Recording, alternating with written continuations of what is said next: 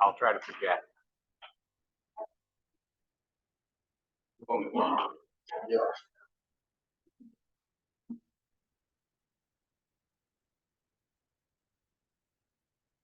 Okay.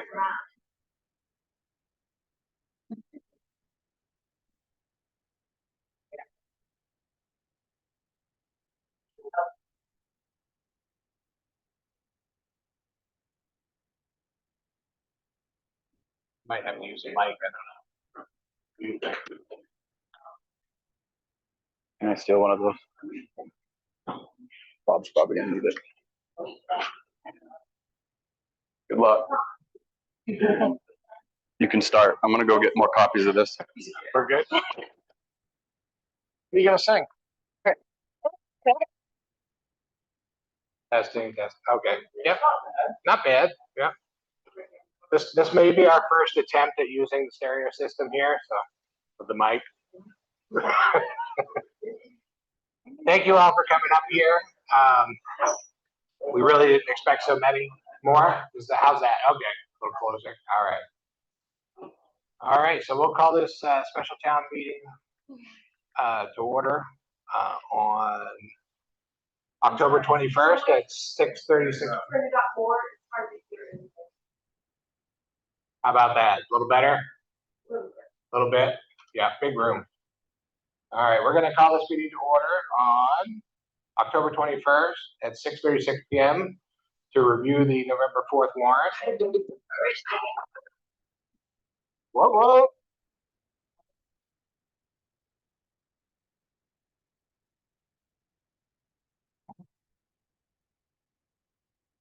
Good. All right. Oh.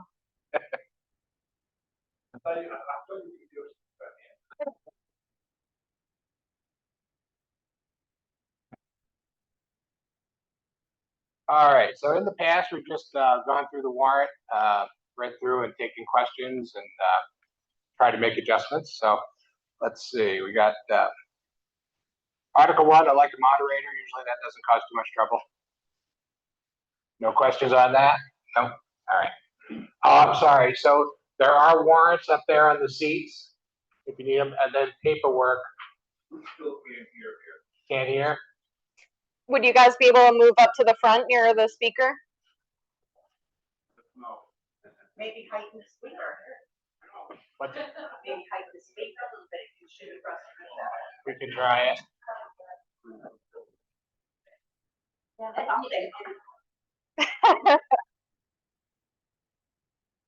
That work? How's that sound? Any better? Sounds good. That's gonna keep it up near your mouth. All right, sorry. Can I turn the AC on? Not used to speaking into the mic.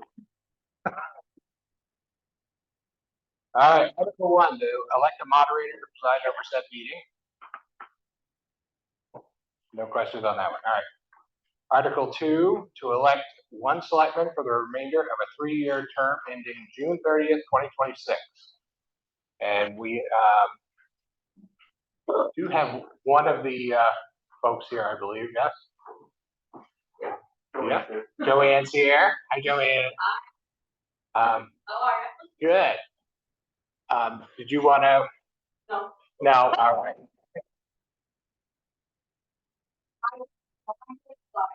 I was Buckfield, I wasn't selected in 2000 for 6 years, on the construction board.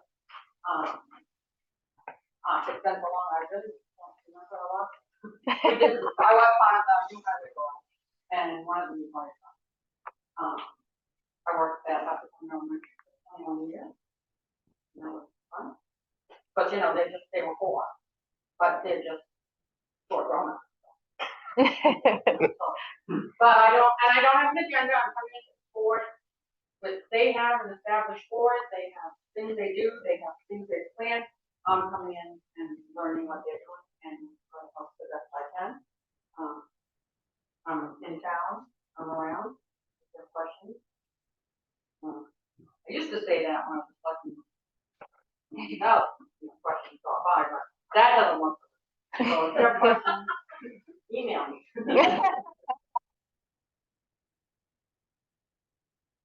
Thank you very much. Yes, I'm just curious who is needing to be replaced. I'm not saying Sandra here, but I'm saying Mr. Sandra here. I'm sorry. So Sandra is off. She's representing us at the county budget hearing this evening. She may make it later, I think, but I'm not sure. But she's over there right now. She did want to come tonight, but she had some stuff to tend to at the budget hearing for the county. Okay, so is there a need for an additional or someone dropped off the board? I'm just starting to get nosy about Yeah. So politics stuff. Heather Henley resigned a couple months ago. So we're filling that seat through the rest of her term, which was June 30th, 2026. And then we'll have to do it again. Thank you. Yes. All right. Article 3, to see if the town will vote to appropriate a total of $58,963.03 from the undesignated fund balance to cover the public safety over expenditure for fiscal year 2024-2025. The public safety over expenditure resulted from an unanticipated apparatus repair and increased personnel costs tied to overtime and training. To reduce ongoing overtime, additional staff were hired. However, onboarding and certification required temporary staffing overlap due to training periods, which increased the wages in the short term. Any questions on Article 3? The designated one. Undesignated fund. That's the You're saying you take them out from there. right. So What is it? the fund balance. So there's a, sorry, how's that? I'll get used to this thing yet. Do you want to go over that a little bit better, Cam? I'm gonna have to go downstairs and get a copy of the audit. All right, so he's gonna grab the audit, so we'll have a little bit better description for you. 1.5, $1.6 million, somewhere around there. And The auditors came in.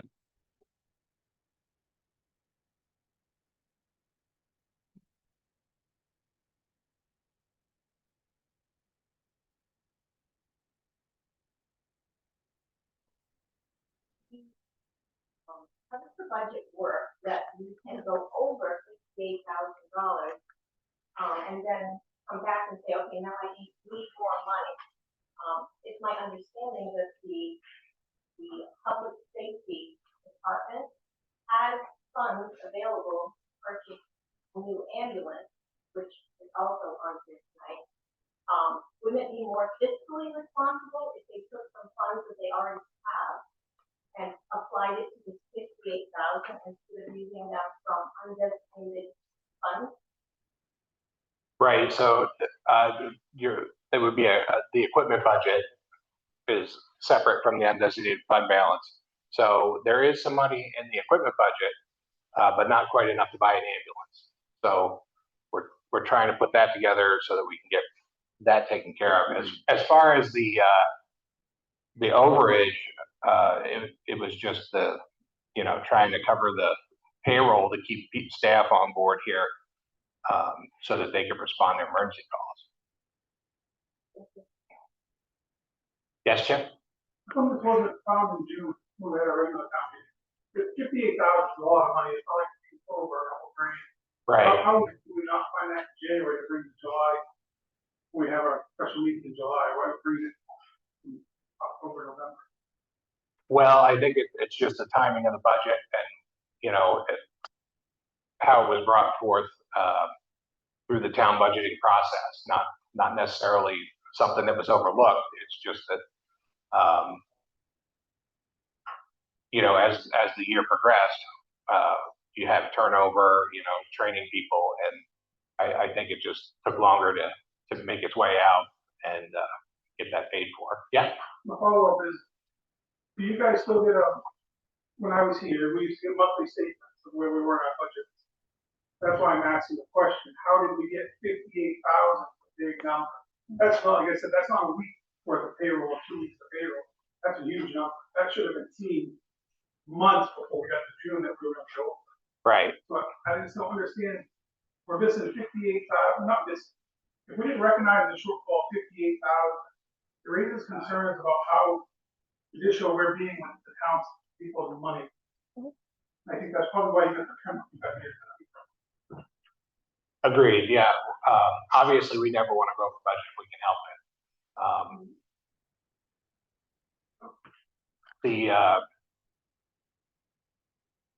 I think it'll help when Cam comes back with some budget numbers for me, but when I can see the, the monthly breakdown, but I think he did have some idea that was going on, and we have to catch up with it now. Are you saying abuse?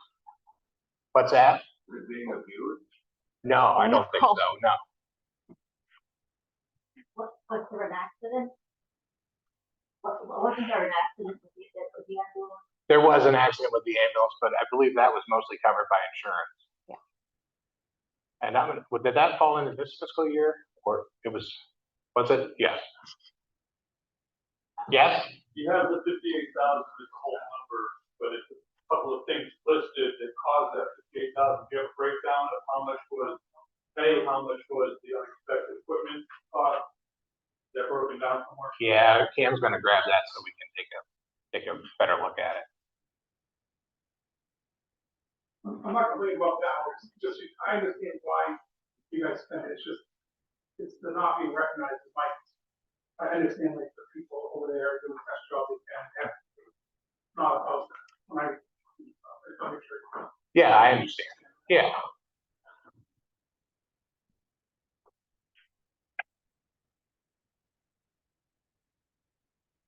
Cam, is my memory serving me in that a majority of the funds that we're asking for was for an unexpected apparatus repair? Like, it's not mostly overtime that is making up the. Public safety is made up of. Louder. Public safety is made up of the fire department. Public safety, Yeah. apparently I'm louder than Bob, is made up of the fire department, the rescue department, animal welfare, hydrant rentals, emergency management. So some of the public safety overage was unanticipated expenditures on fire apparatus. The bulk of the overage, however, was from rescue due to the staffing, the overtime, the training. I mean, that's the gist of it, is the bulk of it. I mean, I can't just throw people who don't live in this town in an ambulance and say, go find it, figure it out. This is how we operate. We do have a process for onboarding new employees, and that requires an employee that's already trained here. So if I don't bring on new employees, I got to continue to pay overtime. If I pay overtime, I'm going over budget. Does that make sense? Yep, I think did that answer our question? Yes, Martha? I have a question, and it does have to do with the data. Would be a lot of money in it. It seems to be, this is the first time people have heard it, it's just like, boom. So my question is, does the board still look at quarterly reports? We do the quarterly report, show the percentage of their budget spent during those quarters. Yes, that quarterly report is published on the website regularly. I think we're gonna have another one coming out tonight. Mhm. And on that, on the fourth quarter financial statement or financial report that I provided to the select board, it does show where the overages were. Fire was 10,000 overdrawn, rescue was $53,000 overdrawn. However, animal welfare, street lights, we had $8 left in hydrant rental, and emergency management shrunk that amount down to that $58,963.03. So they can see all this when I provide them with that financial statement.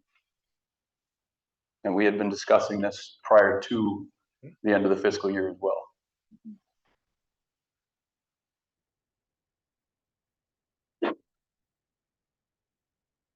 Martha's got another question, sorry. Oh, yes, Martha? So my question would be now, is if the town decides to say, no, can't have $8,000.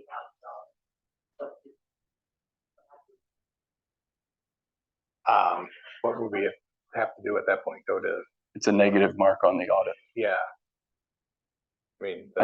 It's, Yeah, because the payroll is paid, the expenses are paid out already, and so it would show up as a negative within the audit. Obviously, we don't want to go over ever, but, sometimes there's unforeseen. Yes. so all total, the 2024-2025 budget for the entire town. Yes, this department was over, but all total, we went over $1,243 for the entire town of what was approved for the budget. Yes, we're essentially asking to move that money that's lapsing to fund balance to pay the overage, which will essentially be a $1,200 pull from undesignated fund balance, plus what lapsed this year. Does that make sense, or am I? No, I get what you're saying. I mean, all in all, the budget itself is only about $1,200 in the negative. Correct. But my concern is department by department, we give department heads budget. Yep. We expect that the select board will be helping them maintain the budget, asking questions when they are getting too close. A certain amount of year, we kind of know like the bulk of when somebody's budget's going to be spent. Sometimes it's in spring because this has to happen, or it's going to be slowly done all throughout the year. Do we as a select board know that and understand that? So when it's getting to be, say a budget is at like 68% and it's September. Well, that means from September to July 1st, they don't have much money left to spend. And are we paying attention to how that money is now going to be distributed throughout the town? Because I do remember being a select board person. And it was really important that I pay attention to that because by the laws, the select board is fiduciarily responsible for that thing. Even though it's a negative, the town doesn't have to say yes to it. Correct, yeah, and we meet with the department heads along with Cam. Cam meets with them more often than we do, but they come in and review their budget and what's going on within the departments. At least quarterly, but I feel like we've done it even more than that this year. But we do go over that, like, getting close. I think if you look back through our meetings, you'll see when Stacy comes in, we chat them up. But we also have to maintain the coverage for the town. Both fire, rescue, everything. So I believe she's just doing the best she can over there, and things are greatly improved. I think we're going to see some better results in the coming year.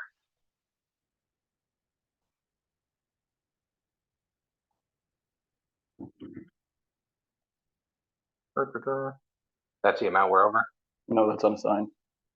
Oh, that's the fund balance? That was at the end of June 30th, 2024.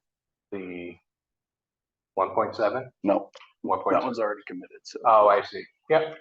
So yeah, the fund.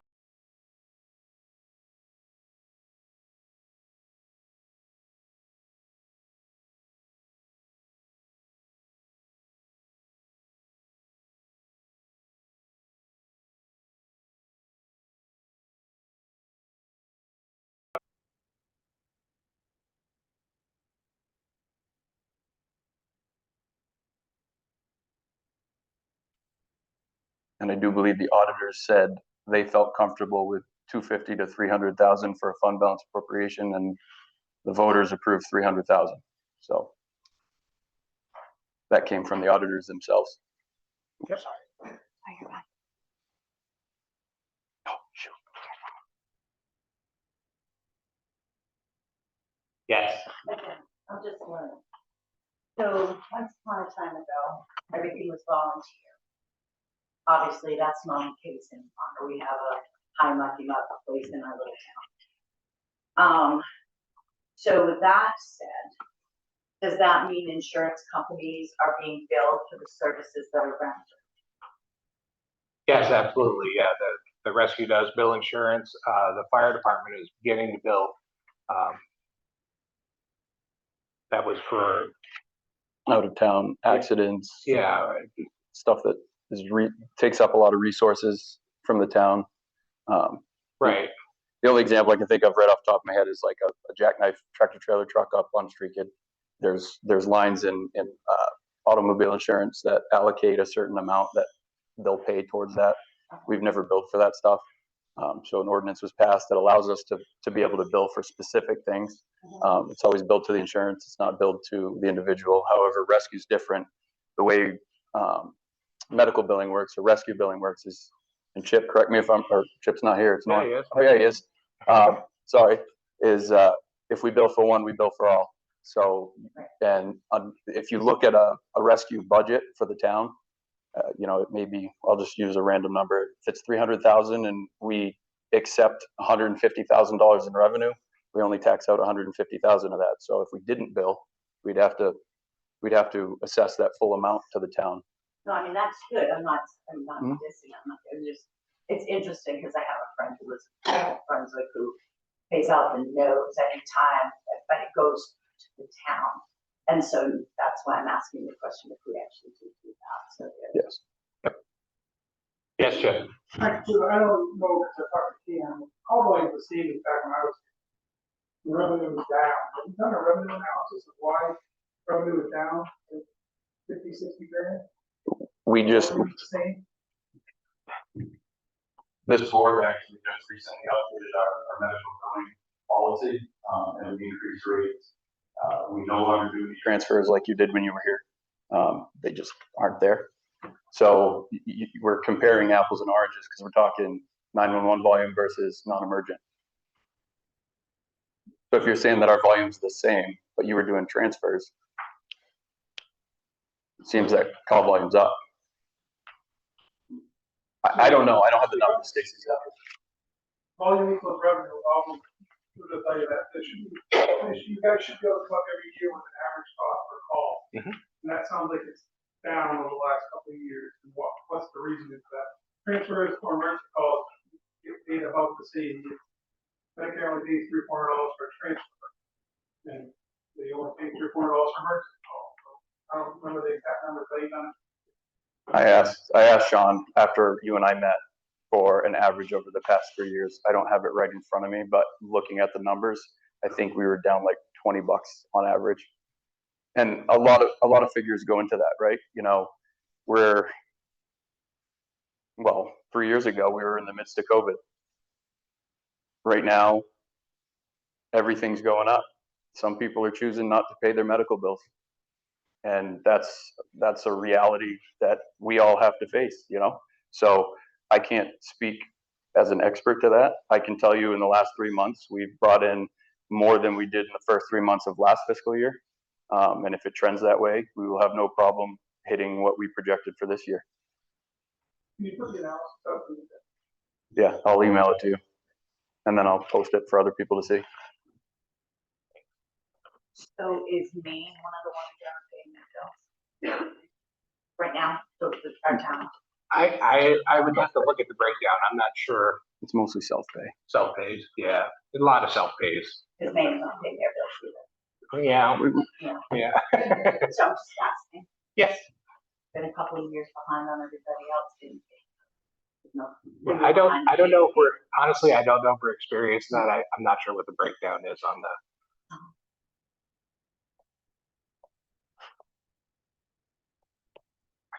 Can we move on? Unless there's any more questions, I just want to make sure we hit them all. Yeah. All right. Good. All right.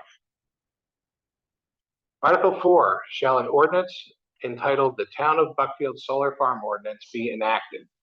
An attested copy of this ordinance is attached and posted with this warrant. Any questions on that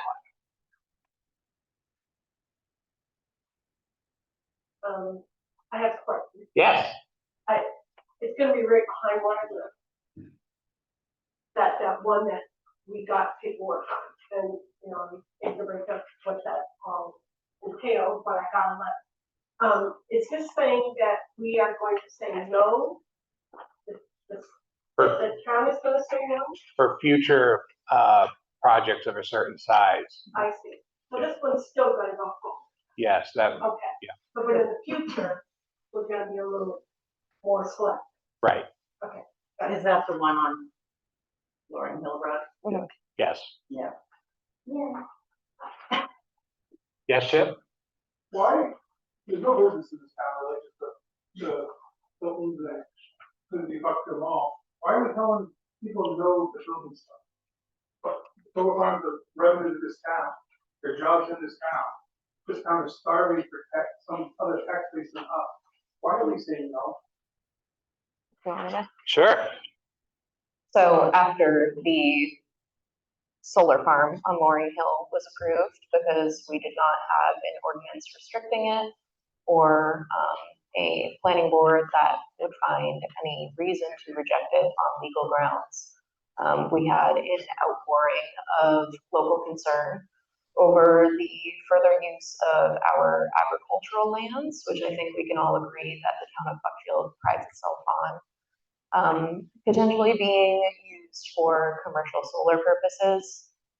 I agree that this town could use some more business tax money, but the purpose of putting forward this ordinance is to ask the taxpayers, would you prefer to receive solar farm tax money, or would you prefer to preserve agricultural land?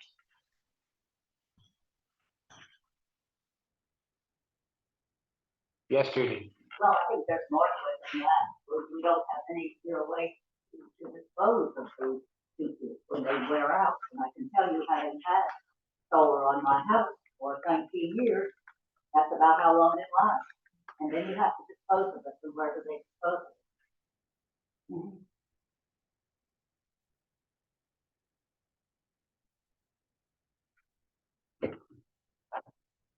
And I think it's safe to say that I don't think they're saying that we don't want it. They're giving the voters the option to decide whether or not they want it or not. I found those numbers for Chip. Oh, I know we're bouncing back. Chip.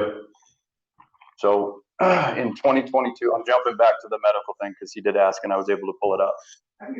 You sure? Okay. I'm emailing it to you right now because I'll forget. I wanted to see it too, I'm sorry. Are you gonna put it on? Post it so people can see that? Yes, I'll forward it to myself and post. Don't remind myself to post it. Thank you.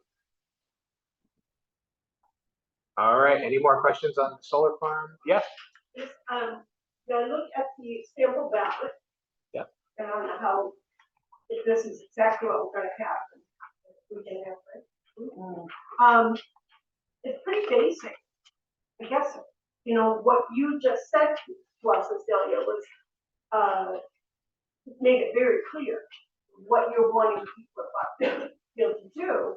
However, this question does not. I am not wanting the town of Buckfield to do anything in particular, and I don't think any of the select board. Okay, but just to clarify for anyone listening and who heard that, the ballot questions are very basic for a reason. We're not really supposed to fill in a lot of information on them. We try to give certain context where it is available. But we can't post like the full ordinance in the ballot or really try to persuade people one way or another on the ballot. So the purpose for the question is formulate a legal argument either for or against. Somebody wanted to come in and develop a 3,000 acre solar farm. We can't, without an ordinance, you can't fight against it.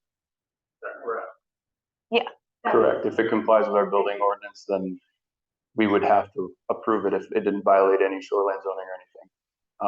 The reason that question is written the way that it is because state statute says if you pass an ordinance, that's exactly how it's supposed to be written. Okay, So that's why that's like that. I appreciate that. No worries. So like all the things are so confusing. So a yes means a no more.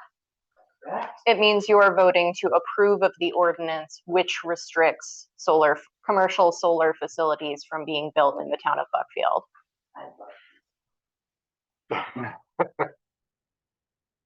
Is the solar ordinance the one that the planning board put together, or is it a different ordinance? We never received a finalized solar ordinance from the planning board, so it is not the same ordinance. Right, we got the draft copy that you guys provided us, but you never voted on, which was, I think that,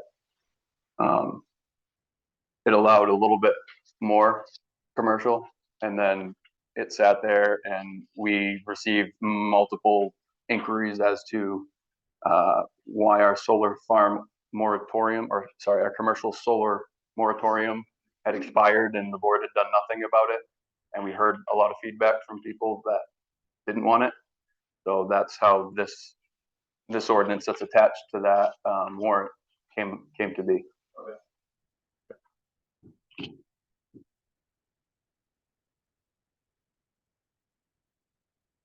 Good on that one? All right. Article 5, to see if the town will vote to authorize the town treasurer to act on the town's behalf to obtain a loan for a principal amount not to exceed $430,000 and authorize the town manager and select board to act on the town's behalf to purchase a new ambulance. This proposed ambulance would replace the 2012 Ford F-450 Buckfield 451.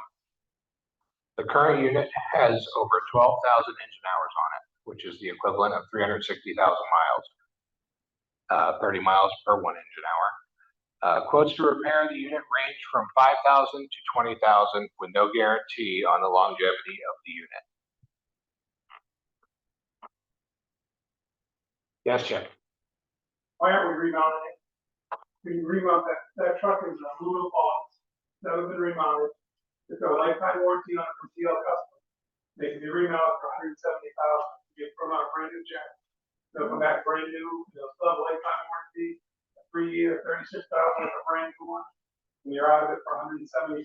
Why? Are we spending $430,000 on it? We have contacted Sugarloaf Ambulance multiple times. They have not showed up when they were supposed to redo an estimate, because the last one I received was when you worked here. It was no good anymore. When they scheduled to show up, they didn't show up. They stopped taking our calls, and when the sticker expired on 451, I came to the board and I asked to use funds to buy a used ambulance to get us through, and it was brought up to us that we should give the public the option of whether or not to purchase a new one or not. So part of the remount process is, how long is it going to take, Chip? Well, you can get it in right now, which is a spot, because I have talked to you. Asking the question for this meeting. It's roughly $170,000, $180,000. When I left, they have a spot held for Buckfield for a remount. It's supposed to go in, I think, this spring. So I just don't understand. Well, I can call Keith and get him. I understand how come we can't hear.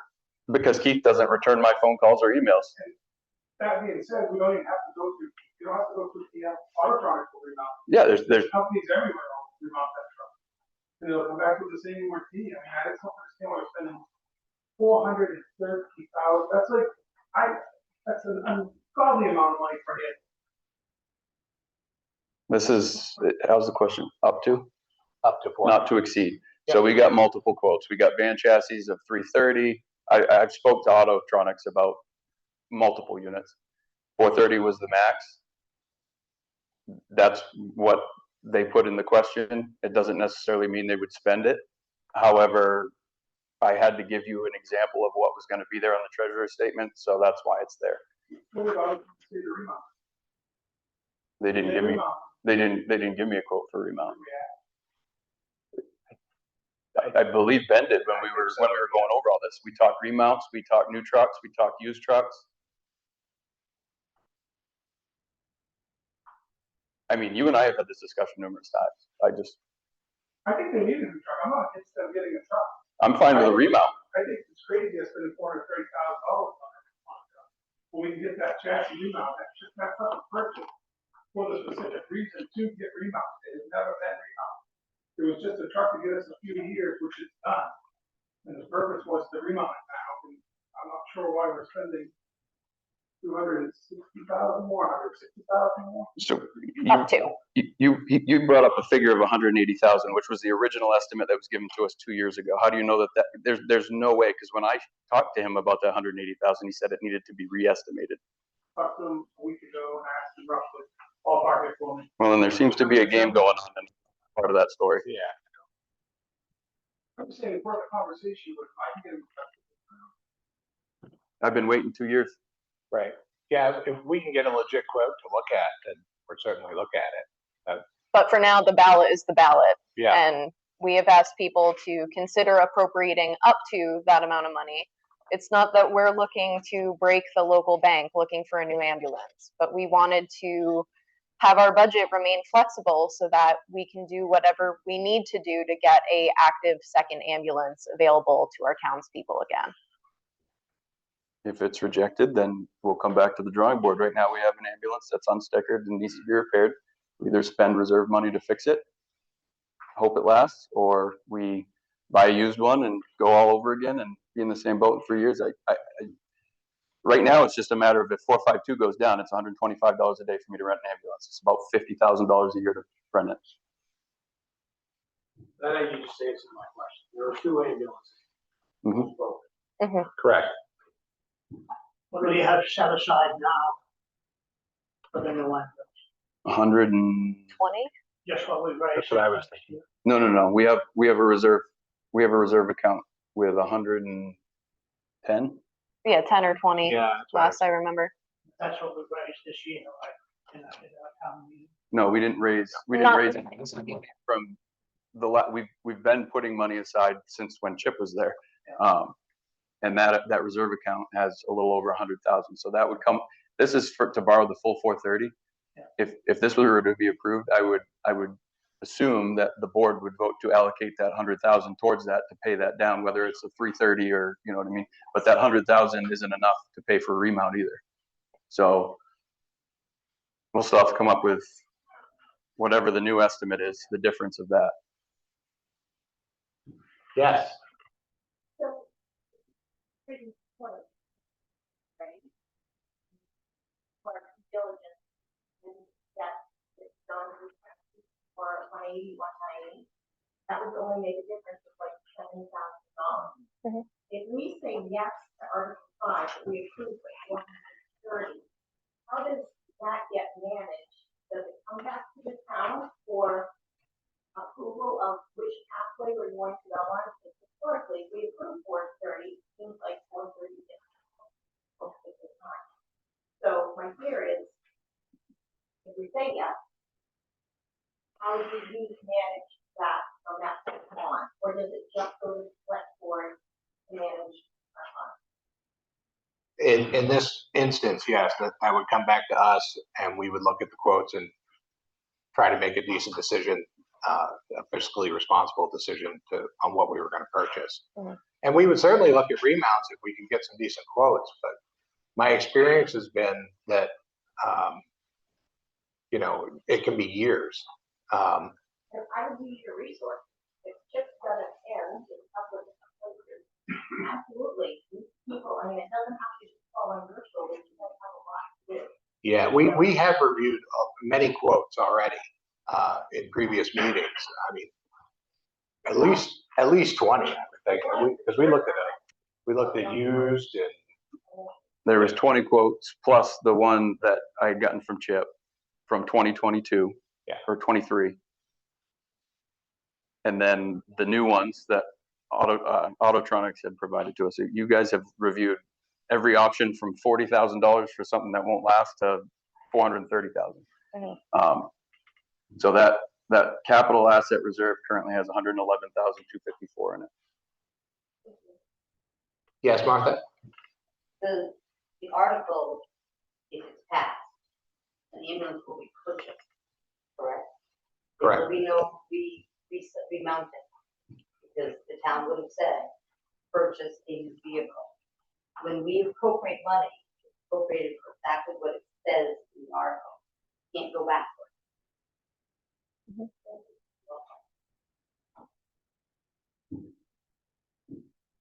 How much do you need to stick around for repair the vehicle? You said 5 to 20,000. Yep, Maybe, yeah. 3 quotes. Where I work, we have big trucks, heavy trucks.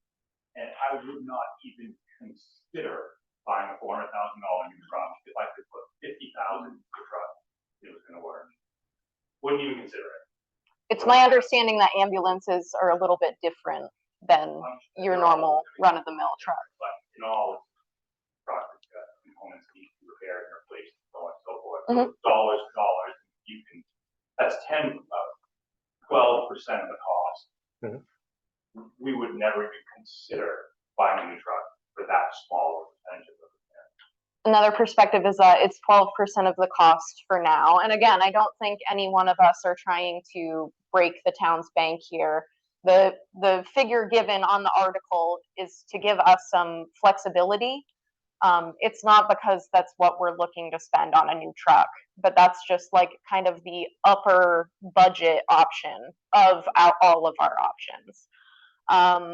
But yes, past that, it's, and I don't know as much about ambulances as Bob does or Cam, or our team over at Buckfield Rescue. But what's been communicated to me is that if we repair the truck that we have now, it is older compared to a lot of ambulances.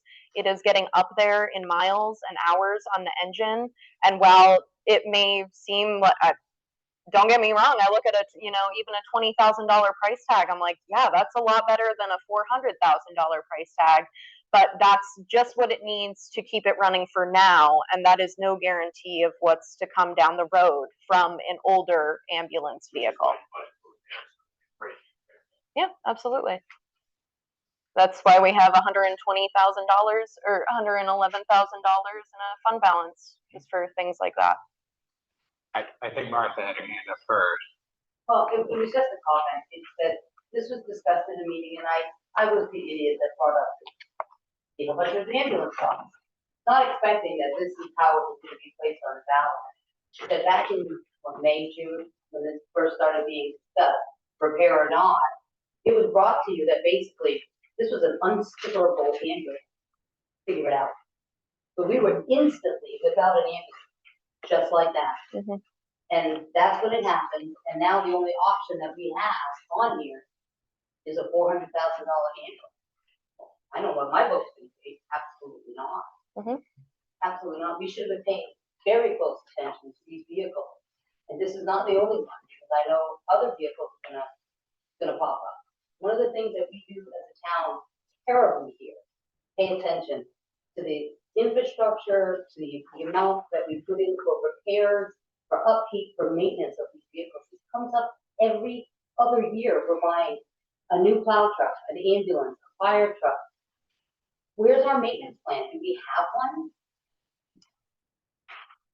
Yes, the vehicles are indeed maintained, but trying to put together a capital budget, ongoing to replace everything, it's beyond our reach at this point, I think, Not you think, I brought you a capital improvement plan, and it was gonna cost close to $1 million in extra money that we would have to raise to plan for everything. So you gotta pick and choose. Keep going. All right.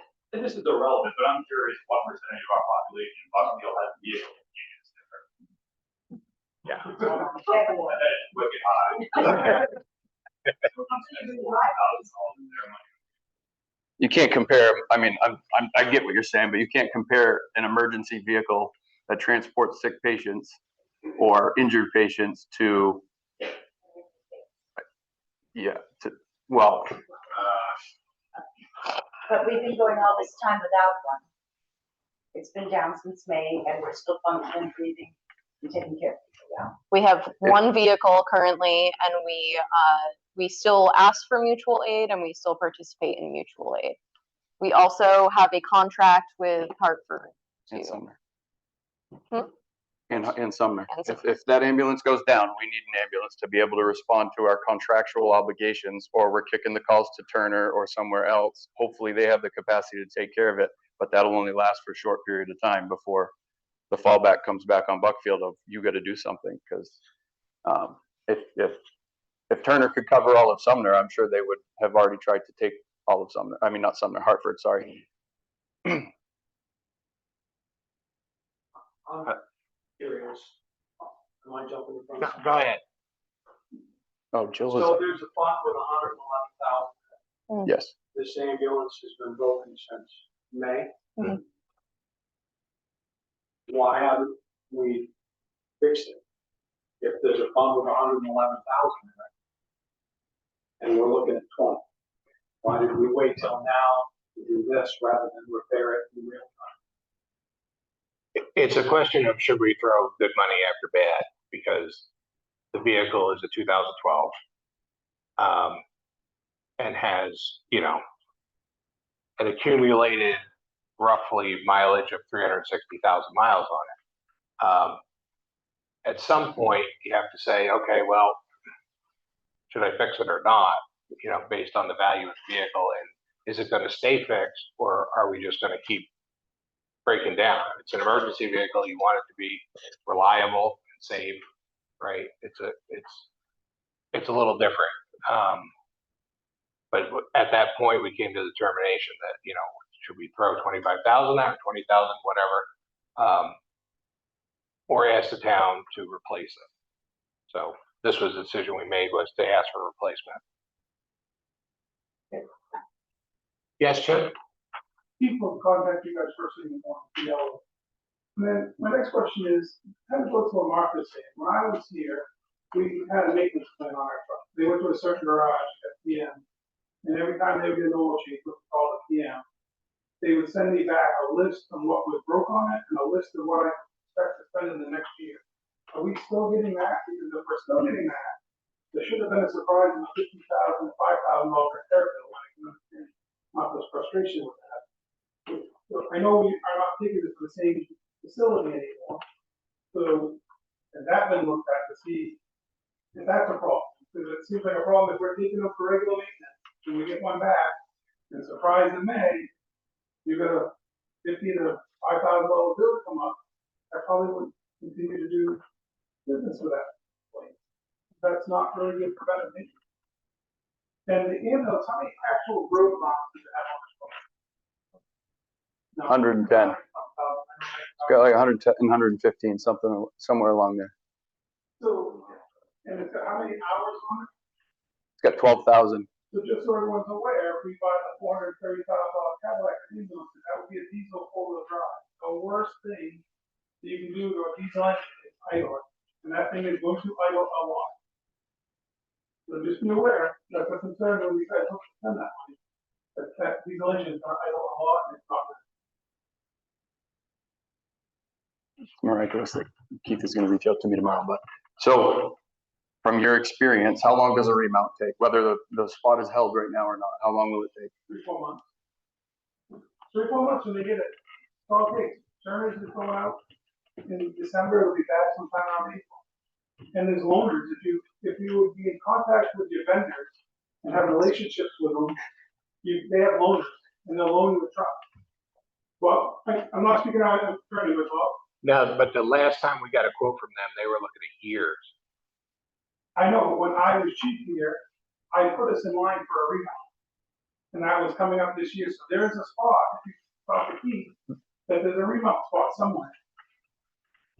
I'm not trying to argue with you. There's a lot of people in this room, but I feel like a lot's coming here. I have spoken to Keith, who said that that quote was no longer good. He didn't say anything about Buckfield being in line. So there's some miscommunication going on, and I'm getting one story from you. So I can only go by the information that I have, and that is we weren't in line. So this is the first I'm hearing of this. Everybody who's in this room, that's the first I've ever heard is tonight Chip walking into this room and saying, we've been in line since he was chief. I mean, you're speaking to the residents, yeah, I'm not trying to make you guys look bad. I'm trying to set my taxes. My taxes just went up $500. I cannot, and I work a lot, I cannot afford to continue to pay tax rates at that rate. I feel bad for people that have fixed income. We need to do better at where we're spending our money. And we need to speak, even if it takes us a little while, like this gentleman said, why not fix the truck? And if, yeah, it hits us a year. Well, it gets you that year, go figure out and save $260,000. That's, we're spending between 5 and 10,000 to save 200. 20,000. Is that not how I brought this before the board? That is. So like nobody was at these meetings. I brought this to the board for either a new truck or to repair the truck, and this is where we're at.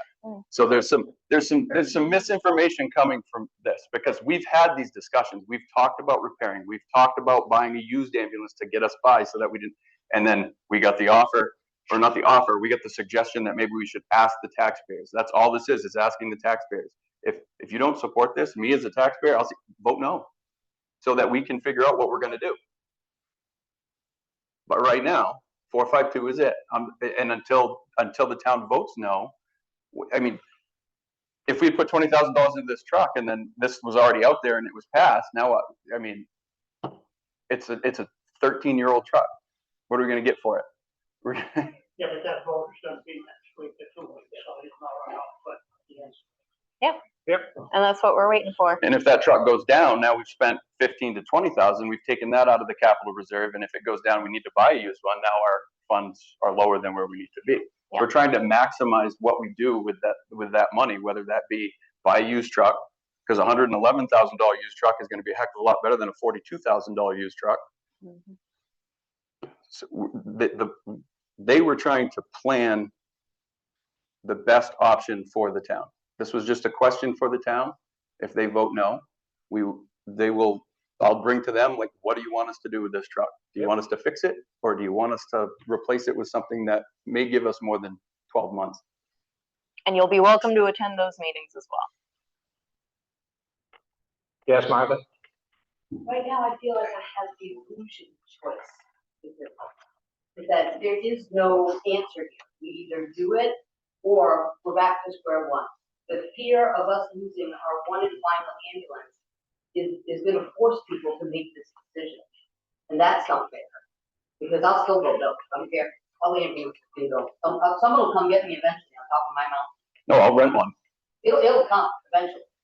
Whether I die or survive my first heart attack, I don't know.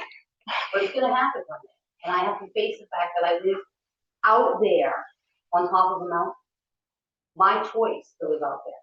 I do not want to be spending that much money on a vehicle when we don't have even a thought of what are we gonna do. If this goes down, you're telling me, what I just heard is that the select board doesn't know what their next step is. We don't have a plan. That's not, yeah, I just explained that. No, I don't. No, what you explained is that you're gonna come back to the drawing board. That's not a plan. No, the plan will be fix it or buy a used one. Where are you getting money? There's $111,000 in the capital asset reserve. That's what I just said. That's what I brought to the board originally. You were at that meeting. That's what I presented. I get that. Okay. So that $110,000 to fix it. Or buy a used one that is in better shape than the $42,000 one we bought 3-4 years ago with the intent of remounting it too. That's gonna be $108,000. So there's multiple choices here. That's what I'm saying. I feel like I have the illusion of choice. It's not really my choice. It's that if we say yes or no to this, if we say no, you're gonna have to go back and it's gonna take so much more time for another decision to be made. That if we lose the ambulance between that time, we're gonna have to rent one, which is gonna cost money. I just don't see a proper plan in place for a yes or a no, then we're doing this, yes or no, then we're doing this. We don't know. So if we say no, tell me exactly what is gonna happen. If that ambulance goes down tomorrow, what happens? I feel like this is a good opportunity to ask them what they want you to do, whether fix it or, I mean, this is the most people I've seen from Buckfield in one week, so. I want the board to already have that decision made. That's what we paid for. That's what we have a board for. 5 people, we gave an opportunity to make decisions in this town. And we're now looking at $400,000 is your choice. If not, well, we'll start again. That's not a plan. So I brought them a ton of quotes for used ambulances. Within a week, most of those were gone. Next week, there'll be some available. Within a week, those will be gone. So I can't tell you that I'm gonna bring to them a used ambulance for them to purchase and they're gonna be able to say yes and we'll be able to get it, because it could be gone before November 4th. It's all about the environment of where it's at. Yes, there's a ton of used ambulances over at Autotronics. When I talked to, what's his name, Ryan, there was nothing on his lot that he would recommend to us. And he actually said that he had tried talking Buckfield out of buying the one that we have. Obviously, he's a salesman, he's gonna say what he's gonna say, but what I'm saying is, I don't know what's gonna be available after November 4th, so I don't know what I can bring to them as an option. So the only guaranteed thing they can do is take the money and just fix it. And that's the only thing I can say with certainty. We have somebody online. Yeah, she said it. Sorry. Jill? I would just like to say first, I know there's like a lot of footwork that goes on with doing this, and we have, you know, there's a lot of people who showed up today, including myself, who doesn't show up to a lot of meetings. And I feel like this wouldn't have gotten to this point if we had all been a little more civically engaged. And we can't all, you know, they can't make decisions on the board or as the manager, he can't make them by himself. He has to go through a process. So, you know, maybe if we had all showed up to meetings, not to give everybody, including myself, a lecture, but that perhaps we wouldn't be in such an urgent level of situation. I also wanted to point out that not everybody who needs ambulance help is old. There could be a drowned child that doesn't get attention as quickly as we would like them to because of us being under, you know, we don't have enough ambulances, basically. I did look it up. Looks like the average ambulance lifespan is 7 to 10 years, or 200,000 to 250,000 miles. So looks like that one's definitely at the end. My concern is that I know probably a year, 2 years ago, there was something to do with the lift purchase, and they had just purchased lifts to go. Does this ambulance that you want to get rid of and replace have one of these lift systems in it? Yes, it does. It would be removed. It would be removed and put into the next truck. Okay, so you can reutilize some of the equipment on the truck. Correct. And would we, you know, is there a way, like that's what would happen, you're saying, for certain? Yes. Okay, thank you. That's all I have. Thank you. Yep. I will speak for myself and not the board as a whole. As board members, obviously, we are people with our own opinions and our own opinions about what happens here in town, and that's why we put our names on the ballot and ran for office. But I also recognize that this is not a position where I inflict my personal will upon the town.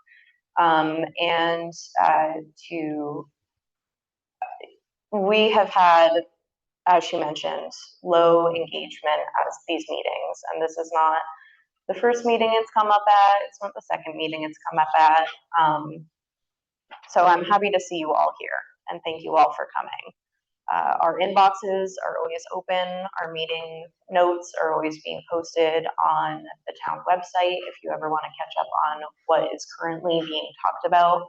And this ambulance, as we mentioned, has been being talked about in May, at which point I expressed my opinion that we should spend the money to have it repaired and look ahead at replacing it with something somewhat newer, not necessarily brand new, but something newer, of course, because believe it or not, no, I just hit the big button.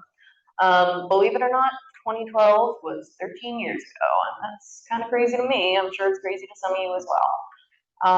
So it's certainly not a new ambulance, but to his point, you know, a $20,000 price tag is obviously more appealing to all of us as taxpayers than the potential up to $400,000. But I was assured, the reason I supported the decision to put this question on the ballot is because this is a high impact question that I think that the town voters should have a direct say in, and they don't often have a direct say in these things at our town meetings, where we often have anywhere between 0 and 5 attendance on a normal basis. The question, at least from my perspective, is not to big ball out and go crazy on buying a brand new sparkly top tier ambulance. It is just to give the board, to give the people the option, to give the board some more flexibility with spending options when replacing this ambulance. Because again, to Jill's point, when we are down an ambulance, that means the potential for a longer response time if our single ambulance is caught up somewhere else. Cameron was assuring us that if that one ambulance did go down, we would be able to get a rental in a reasonable amount of time.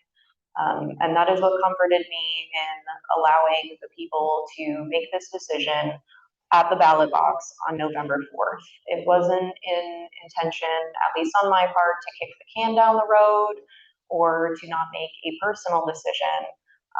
But I just, as someone who recognizes a community need for an urgent response, I wanted to give people the option to say, do we want to keep things tight and on a budget, or do we want to consider investing in something that can last us a longer time? And that is the purpose of the ballot question. It is not to make you all spend $400,000+. It is just to give the board some flexibility as we move forward with this decision. And hopefully in the future, I will see a lot of you at the board meetings where we start talking about our options and what we can realistically do with our budget, whether or not this passes. I'll be eager to hear your thoughts. Judy? Yeah, I was just wondering, what would the interest be on this, Robin? Did you get a copy of the treasurer's certificate?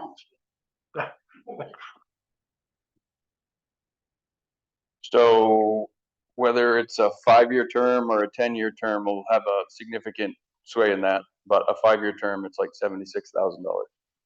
$76,147.70.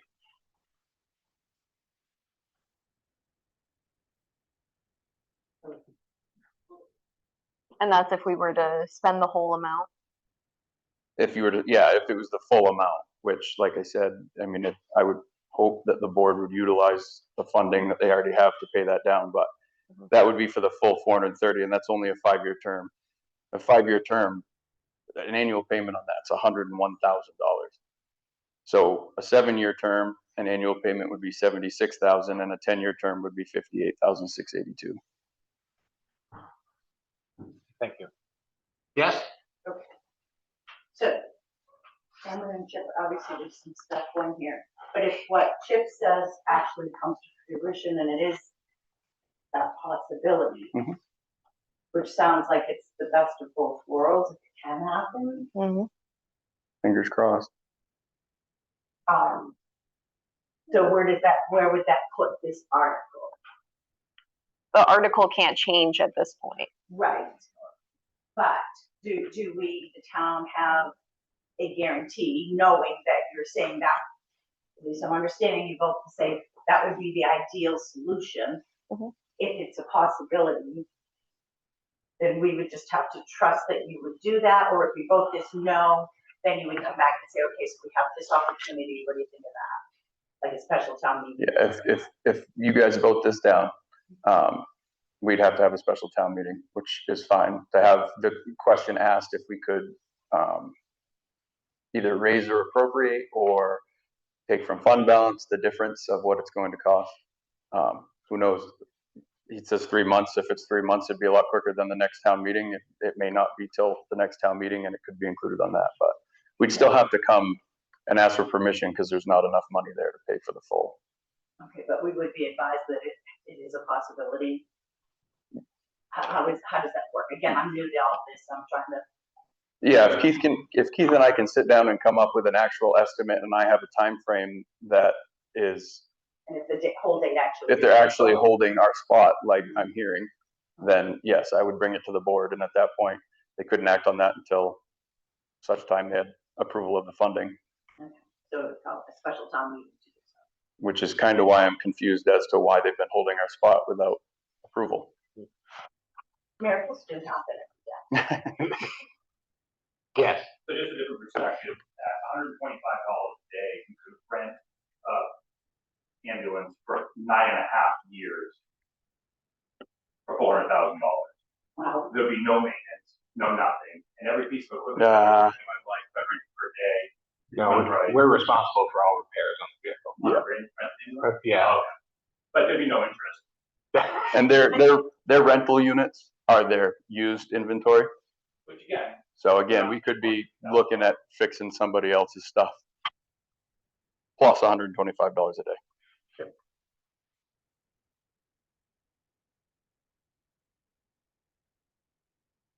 Any other questions on Article 5? All right, Article 6, to see if the town favors filing a petition for withdrawal with the Board of Directors of Regional School Unit 10 and with the Commissioner of Education, authorizing the withdrawal committee to expend $50,000 and authorizing the select board to issue notes in the name of the town of Buckfield or otherwise pledge the credit of the town of Buckfield in the amount not to exceed $50,000. And so that's for withdrawal from RSU 10. We have some subject matter experts here this evening who look this over for us, our Educational Exploration Committee. Essentially what we're asking for here is permission to start the process, which we can end at any time. And this would appropriate funds for us to hire an attorney to go through that process. But it would have to happen in all 3 towns. They would all have to approve it for us to proceed. Did I explain that well? Okay. All right. Is that $50,000 per town or? Per town. Yes. So this is on a ballot in Hartford and Sumner Yes. Yes. also.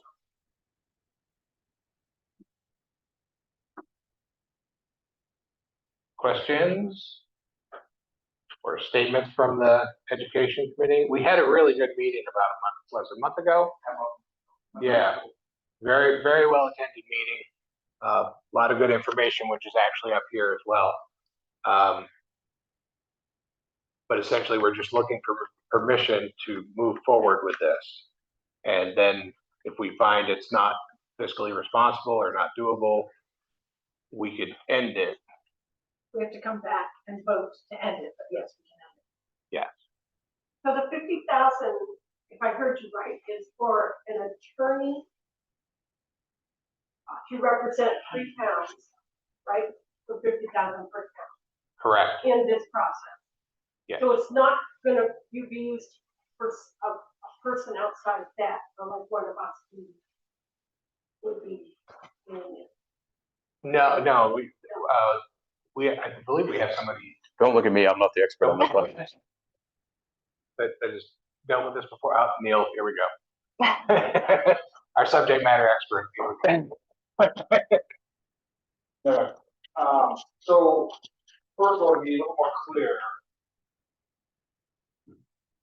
in theory, all 3 towns need to vote yes in order for us to combine as one unit to hold a list. If we, as Buckfield, decide to vote to withdraw, and the other 2 towns don't, we still have to start the process because we are a separate entity. At that time, we could either vote to stop the process, we could continue the process and then charge the Hartford and Sumner towns. Well, we wouldn't be charging them directly, we charge RSU 10 to pay us, the new school district, to bring Hartford and Sumner kids back to us. So there are different ways that it can work out, but unfortunately with state law, you have to start the withdrawal process to narrow down the exact procedure.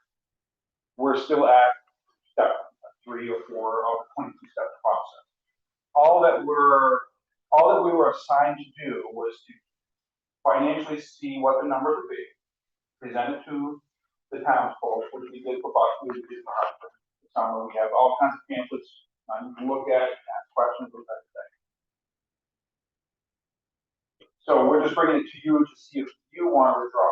We're not saying we should, we're not saying we should.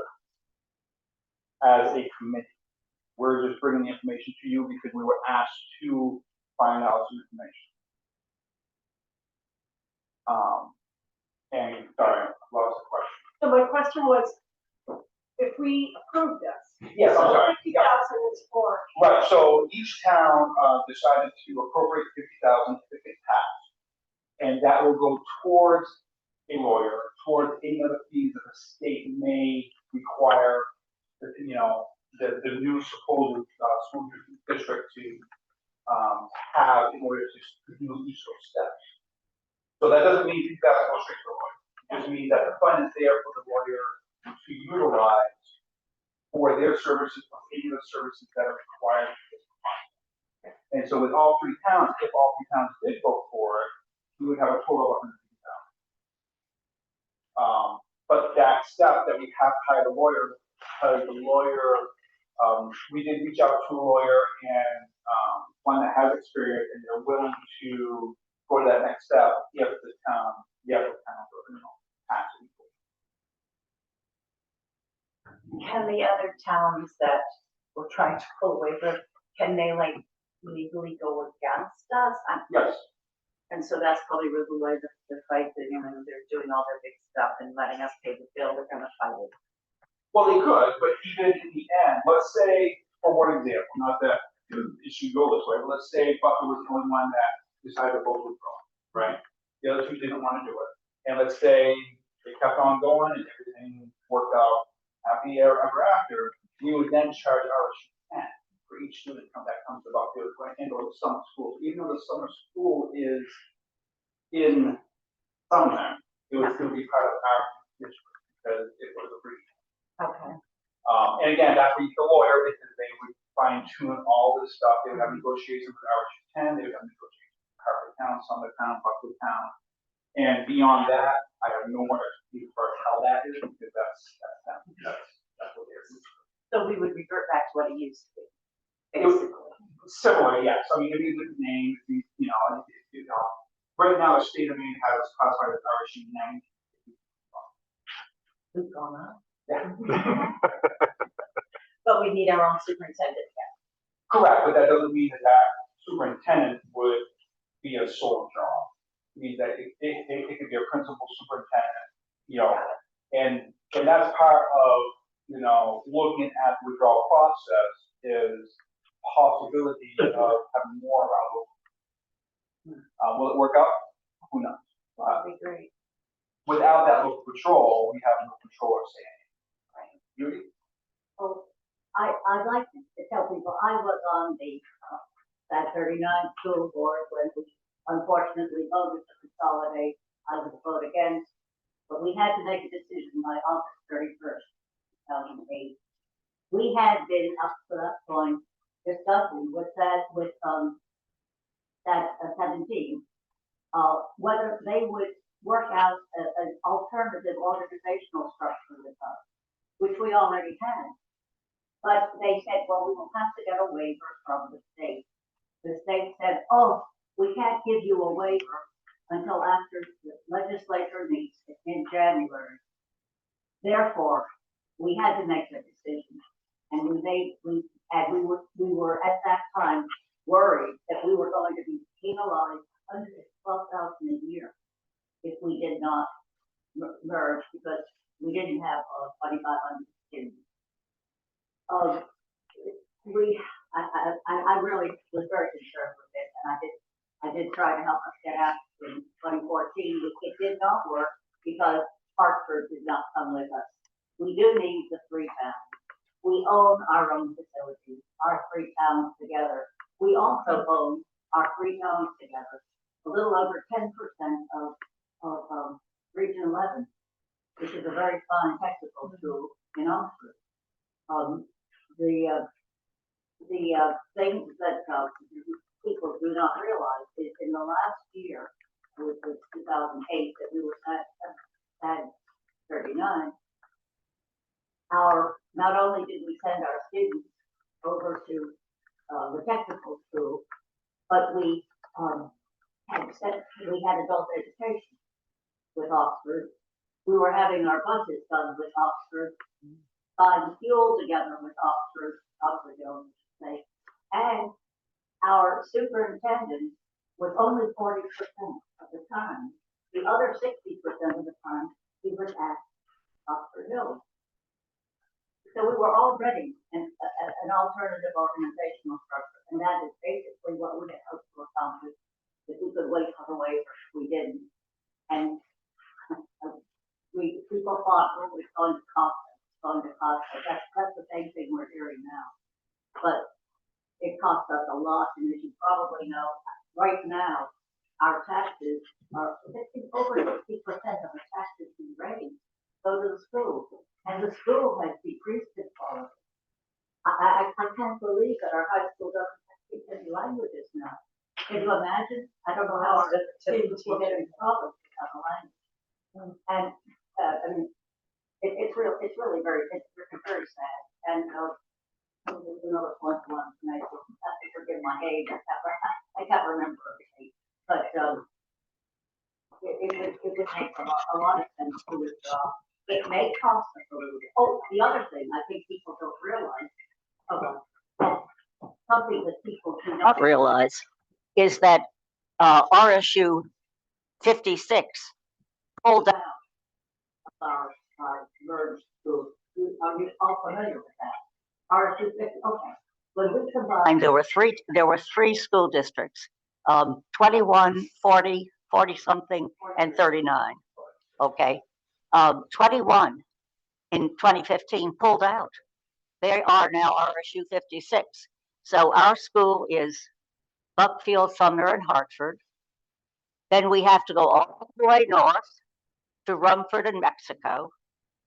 And it's hard on a lot of people. I know some of the teachers, when they have to go to teachers' meetings, go from this end of Buckfield all the way up to Rumford on a winter's day. Not fun.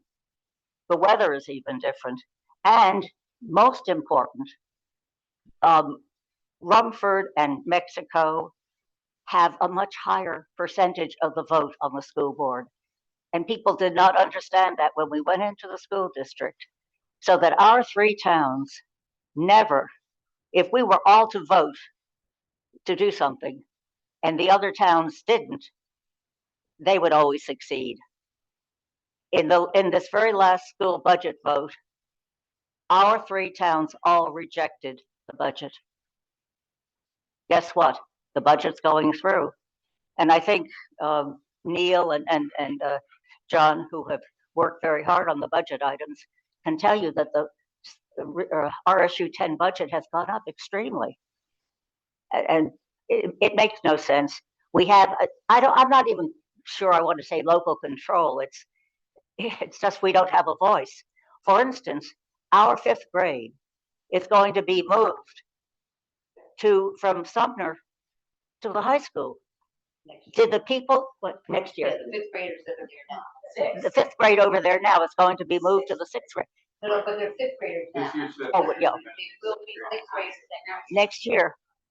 Oh, why? Did the people of Buckfield vote to do that? No. No, they promised something. Have to make up for it. Yeah. All day pre-K. Yeah. Pre-K, gotta have it. Yeah. Well, and something else I forgot to mention. Yes, we're having pre-K, but overall, we went into the RSU 10 with 625 students between our three towns. We now have around 500, so maybe a few more. I'm not sure. The final figure won't come out until October 31st. So there are many fewer students to deal with. And I think that's an important point. Plus, we have lost not so much even just control, but sense of community. Because we really did have a sense of community. We did a lot of things over at the high school or at the elementary school with various programs. And that's pretty much gone now. So that is why I hope very much. Yeah, I will say one more thing, I promise, and I'll get off. It may cost more in the first year or so. We talked to the people at RSU 56, which is Dixfield and Carthage, Peru, and Kenton, and they said, yes, it did cost more, but they are really happy they did it. They now have a sense of community. Thank you. Thank you.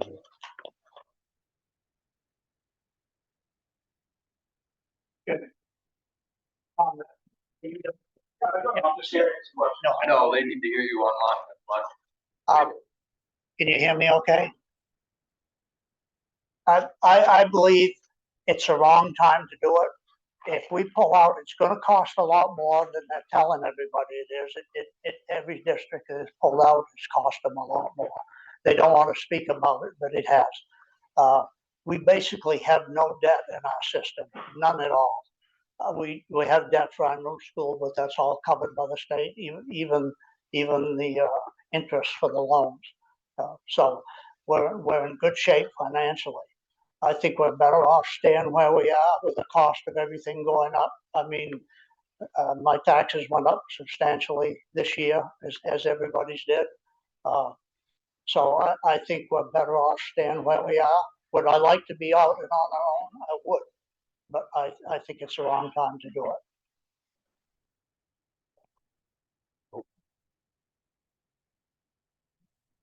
Thank you. The other comment I'd like to make, Judy won't agree with it. When we pulled out in 2008, we were paying locally about $200,000 a year. How does this work? Right now, 17, 18 years later, we're paying that same amount. That hasn't gone up. System administration, local administration has, and I think we have too many administrators there. I think we need to do some cutting back. Those things can happen once a new school is in operation. Those 3 schools are consolidated into one. It's going to save us. I think we're better off staying where we are. We need a new roof on the high school. When that happens, do we want to pay for it, or do we want the system to pay for it? But we pay 30% approximately, you know. So I think we're better off staying where we are for now. Thank you. Yes. I'd just like to say, I know Jerry said we have no debt from the new school, and we don't. It was paid for by the state. But we do have some commitments that I don't think anybody was aware of, like full-time pre-K. And I think there's other things. I don't know, Aaron, you're here. Is there other things that we signed on to that we don't? So we're not really out of that environment to try. So we don't have to have like an on-site clinic because the other school is gonna have that or any of that stuff? No, she planned on that.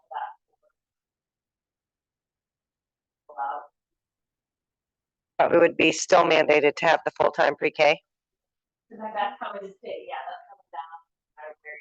Now, so that's something, that was the reason that they essentially are moving the 5th grade. We, much as I was undecided on how I felt about it, it wasn't even a choice at this point. We don't have space. I don't know how to make more space. I just find this hard to believe because for years, like the last 4 or 5 years I was on the school board, every year, moving the 6th grade came up. Yeah, yet we have less students than we did now, and I realize a lot of space is taken up for individuals. I just can't. And this is another thing. I mean, this is one of the biggest things right here. Everybody said, yeah, it's going to cost us more. But, you know, how many parents are on board with their 6th graders going over to the high school? I'm still unsure about it. You know, and it's just, that would be a decision. This is what we're talking about. I don't want to call it local control, but these should be decisions that we make down here for our kids. I will also say that though we are opening a new school, there's not going to be a lot of administrative cutbacks. No. Especially regarding schools and whatnot, they are looking to keep them on when we do go into the new school for at least a year to see how things go. So there won't be any immediate savings there.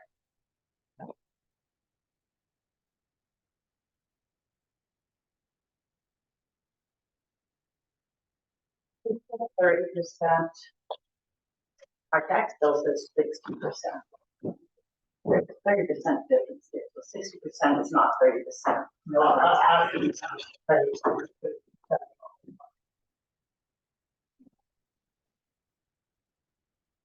Right. We need to look at that number. The number that's on your tax bill is appropriations before we do factor in the revenues.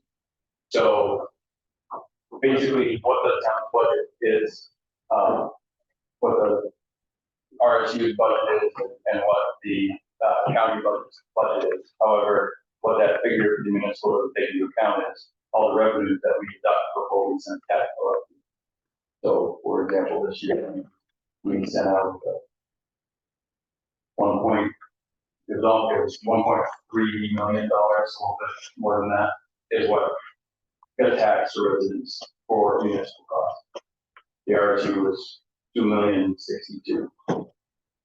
So what you see on your tax bill is everything before we deduct revenues. It's not tax. I can show you the numbers. I actually have a little visual revenue so you can actually see what dollars it were. Like think of that bill when it comes. 60% of that bill goes to one department in the town. The rest of it is split between the rest of the department. What he was saying is that full bill that costs the whole school system, all those entities pay a certain portion of that. The three towns together, 30% of that big chunk. That's where the number. Yes. I'm trying to listen and learn and understand, and I'm still not getting it. So help me. Years ago, when I got my tax bill, it would say municipal and then it would say school. And the difference between the two percentages was about 60% went to school and 40% would be municipal. And like this year, those two flipped. So, yeah, so. If you actually look at the document, the state pushes out what's supposed to be on the tax bill, it says assessment, so that's one, it's the budget. In years past, it was done after they deducted the revenues, because there was some pushback on the proper way of doing it. So for the last 2 or 3 years, that's the way it's been referenced on your bill. However, every town around us is doing it the other way. They're taking the revenues out and then showing you. So next year, that's the way it will appear on your tax bill. So that you guys don't have all these questions about, well, tax bills are this, Yeah. and this. So it's confused people, and it's not right, because the RSU gets their subsidies from the state. So when they assess us a certain amount of money, that's what we pay. However, when I put our actual budget in there, it looks like we are this much. This much, yeah, compared to years ago. But we haven't taken out our revenues. That's where the confusion is coming from. Okay. So moving forward, it'll go back to the way it used to be. That's helpful, because my fear is if we're 60% municipal now, and then we go out back to RSU 90, and that's going to be more money. It's like, oh my goodness, what is this going to do to our tax bills? Yeah. So that's helpful. Thank you. Anybody want? Going once, going twice? What?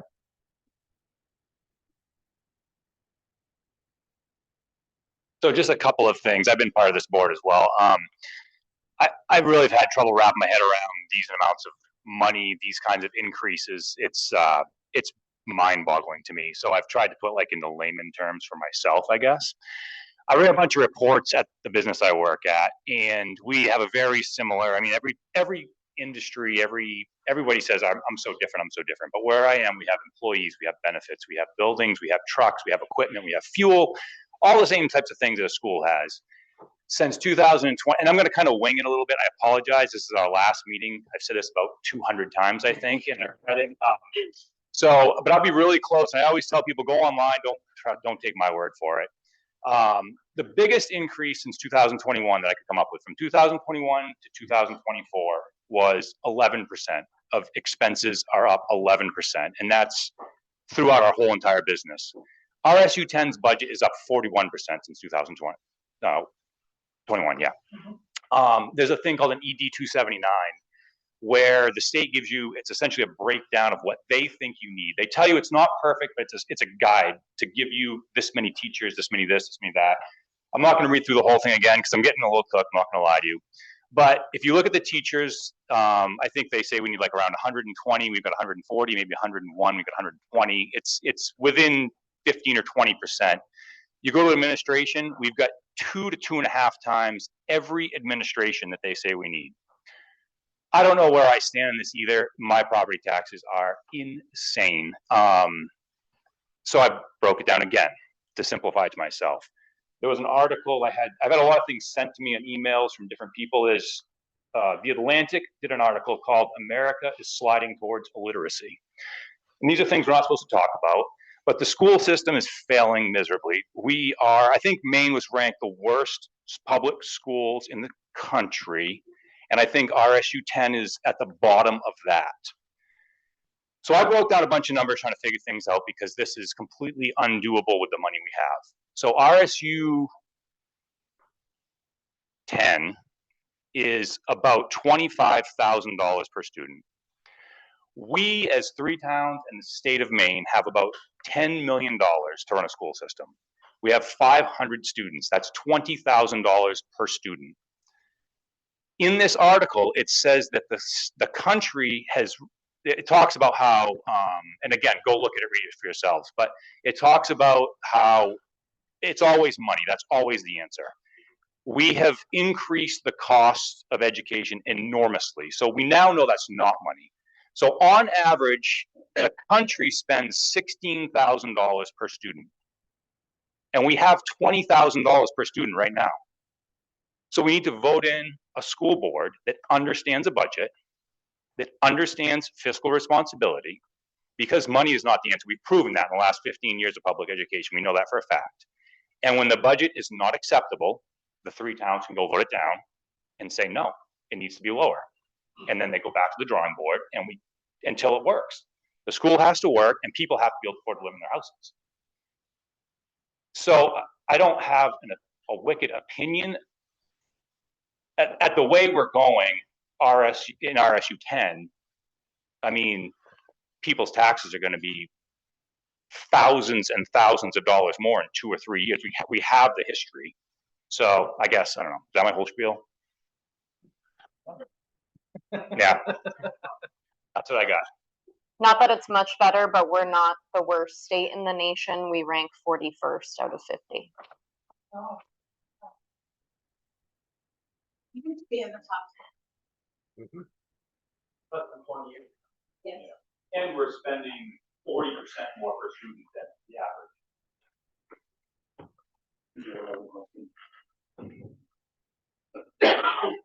Bill, your question?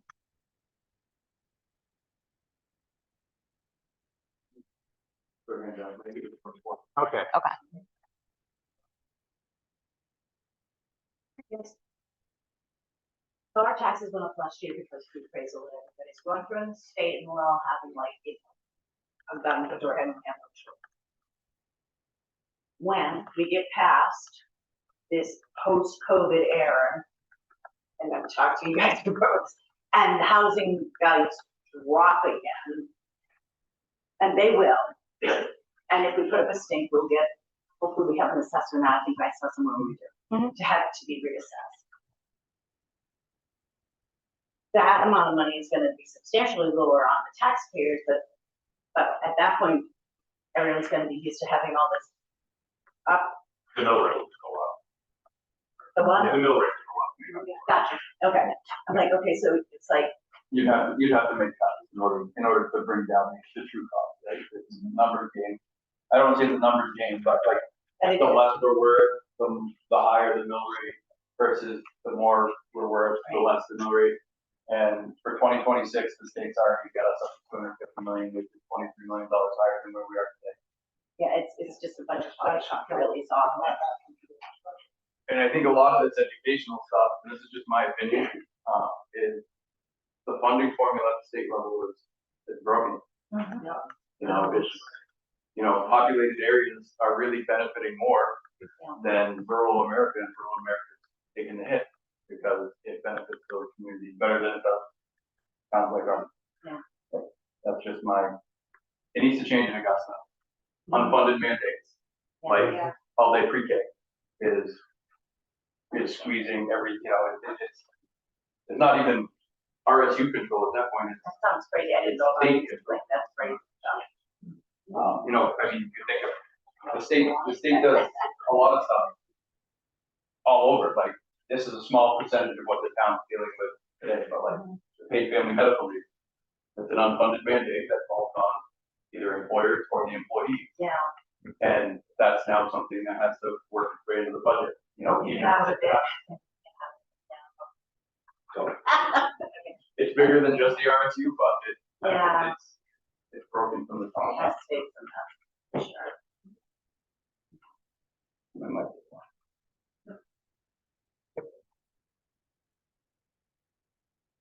All right, unless there's any other questions, we'll adjourn and move on to the selectmen's meeting. Probably take a quick recess. Everybody's. Yeah. How you doing, Peter? Okay.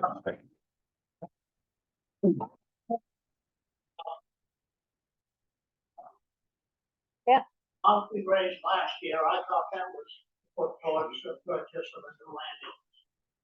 So if we use that money to repair the one we have, does that have to go for the purchase? So I guess I'm not there was one line in the public safety budget for this new fiscal year where $10,000 was put in there. That transfer hasn't happened, but that was all the capital improvement funding that was put in there, was that $10,000 as part of the budget line. I know you had some odd earnings from the rescue. No, we didn't have a question like that. No. No. So in the budget itself was the 10 grand. That was it. Do you say you want to reset? Yeah, so we're gonna close this meeting out at 8:11 PM and we'll reconvene at 8:25. Does that sound all right? Yep. All right.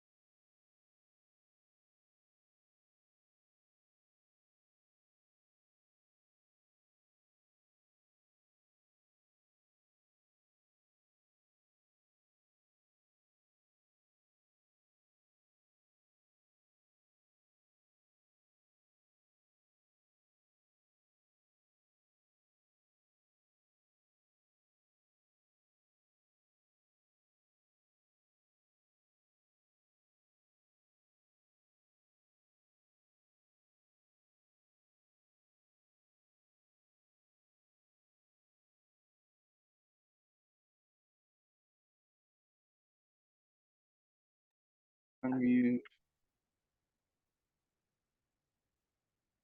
Still streaming, still recording. It is 8:22.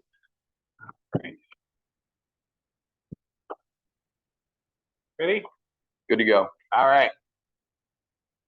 Call this meeting of the Buckfield Select Board to order for October 21st, 2025 at 8:23 p.m. And I'll make a motion that we continue the meeting until close of business. I will second. All those in favor? Thank you. Old business, none. We just finished up the public hearing for the November warrant. The well-attended meeting. New business, the consent agenda. I'll make a motion to approve the consent agenda. I'll second. Discussion? Is there anything you'd like to point out on there?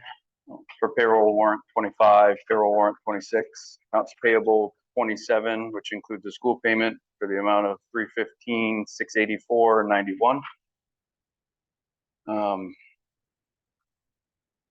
Brandon's animal control report, he had 20 calls last month, mostly loose animals. He had a major dog fight, several bite investigations, piglets creating hazard on Harris Hill a couple times, but quickly got him contained. Found several lost and found animals. Yeah, just another day in the life of Brandon. Yeah, a busy guy. And then for fire, for September 2025, they had a total number of 19 calls, 2 monthly meetings, 7 department trainings, and 180 call hours. Buckfield Fire Department wants to welcome Cooper Tardif as a new member. And the fire department is in the process of trying to get the apparatus stickered to the annual federal inspection standards. All the small items such as light replacement were completed in-house. And then on October 23rd and 24th, they'll be conducting the annual pump service and testing, which is required. Thank you. All right, all those in favor? Thank you very much. Approval of the minutes from October 7th, 2025 Select Board meeting.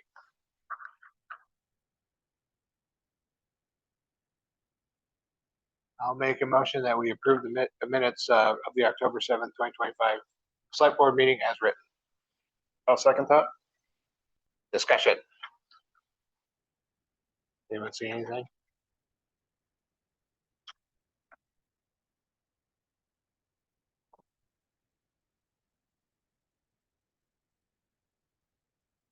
No.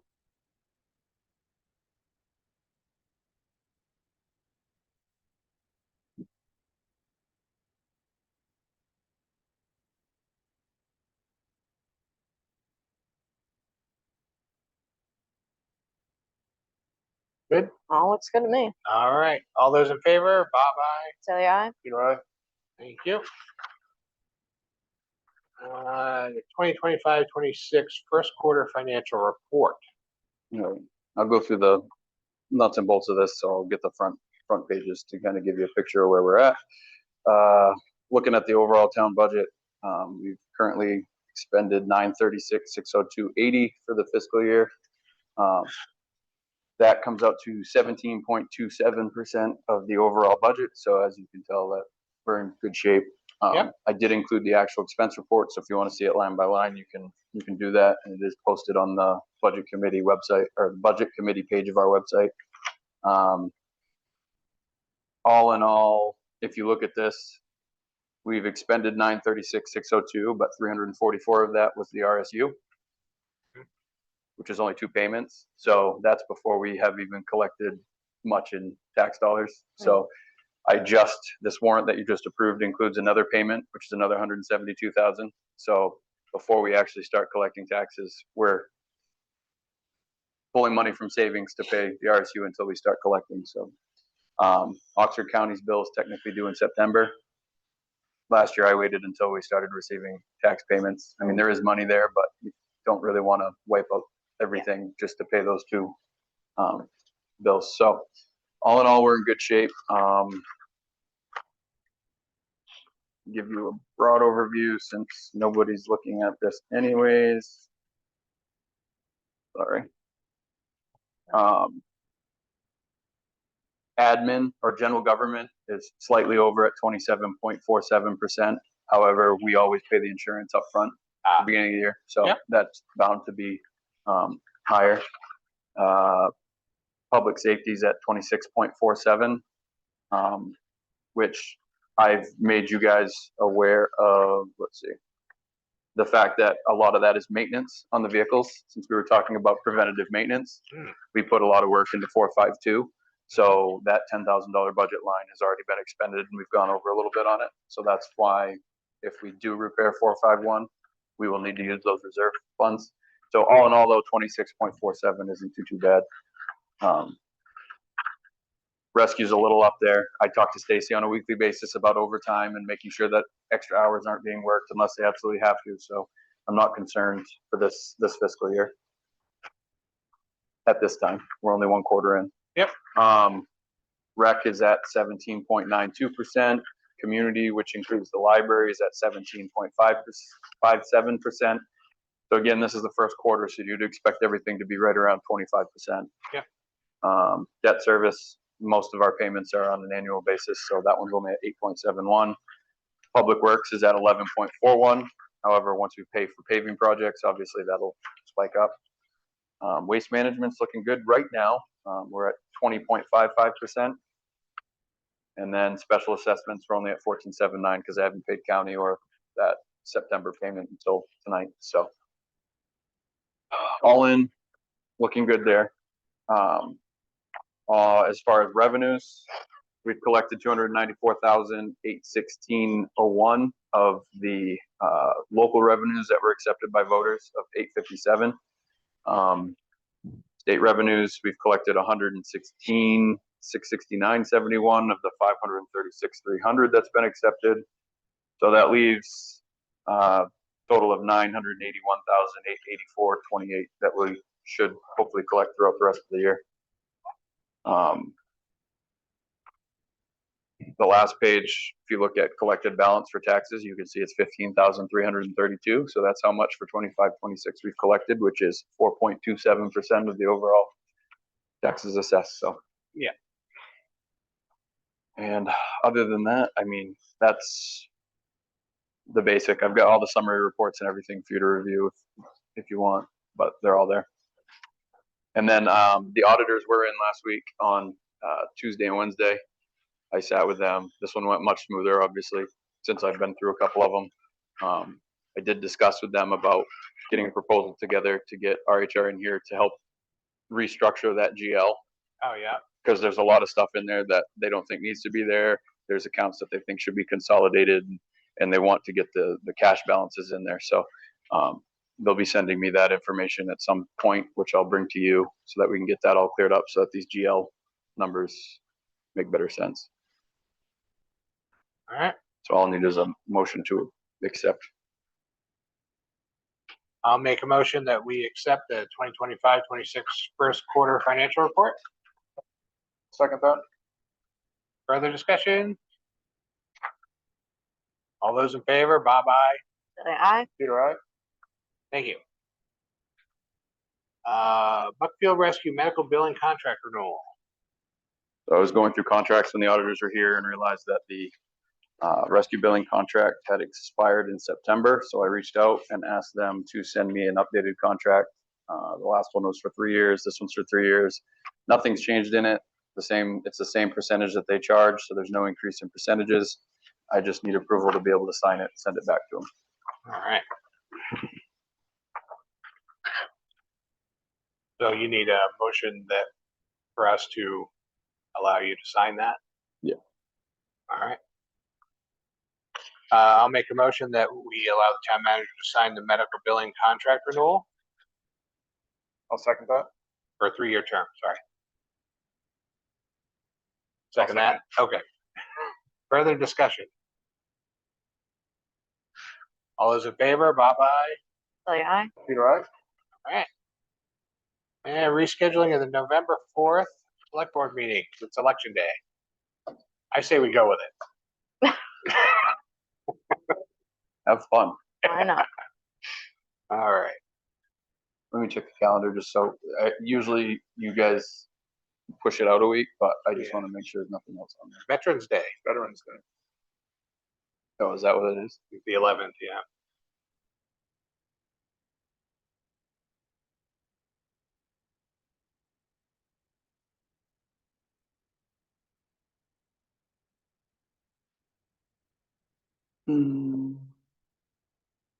Which I am available, but I don't know if that's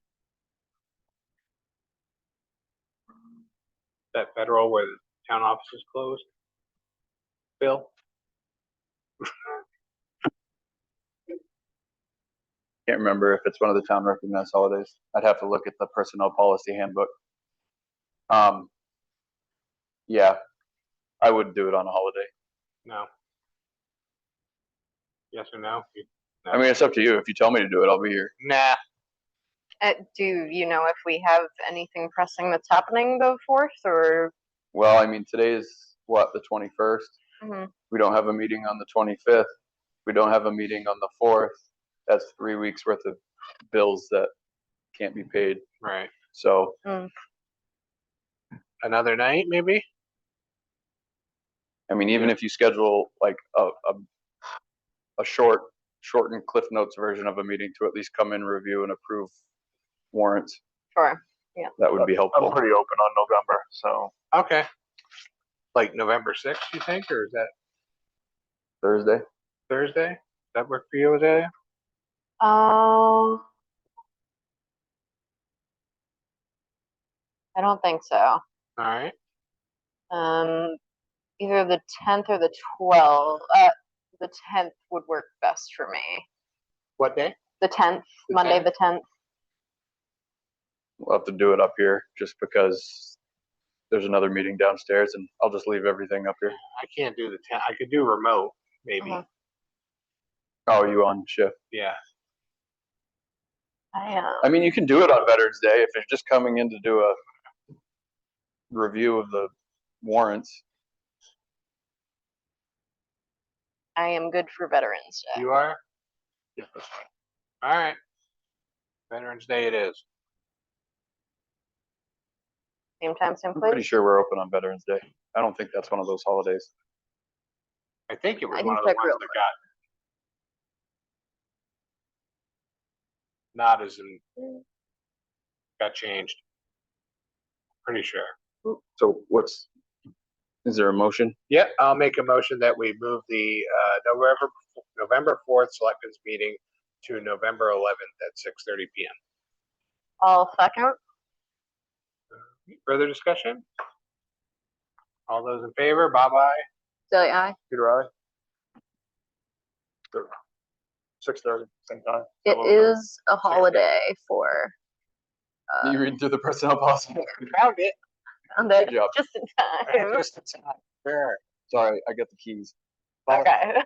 These meetings are important, so we'll be here. We will be here. You're the only person to look at.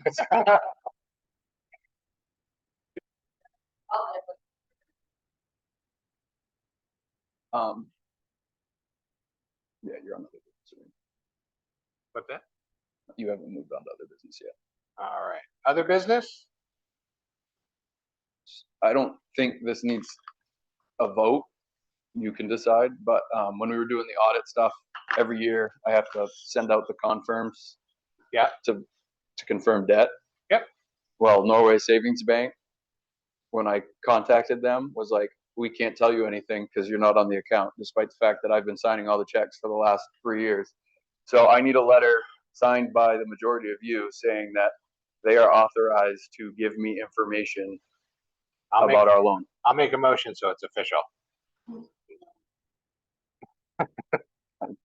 Have one guess. They wouldn't tell me anything. I'll make a motion that we sign the authorization for the Buckfield town manager to have access for our deposit and loan accounts at Norway Savings Bank. I'll second. Further discussion? All those in favor, Bob, aye. Silly eye. You're right. All right. Any other business? Public comment?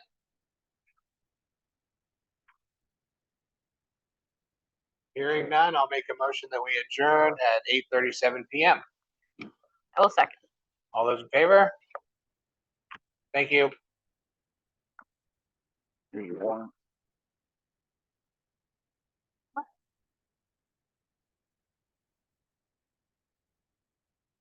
Sit up.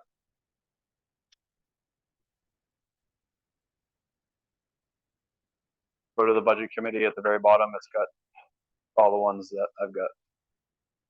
Thank you. You're Thank welcome. you.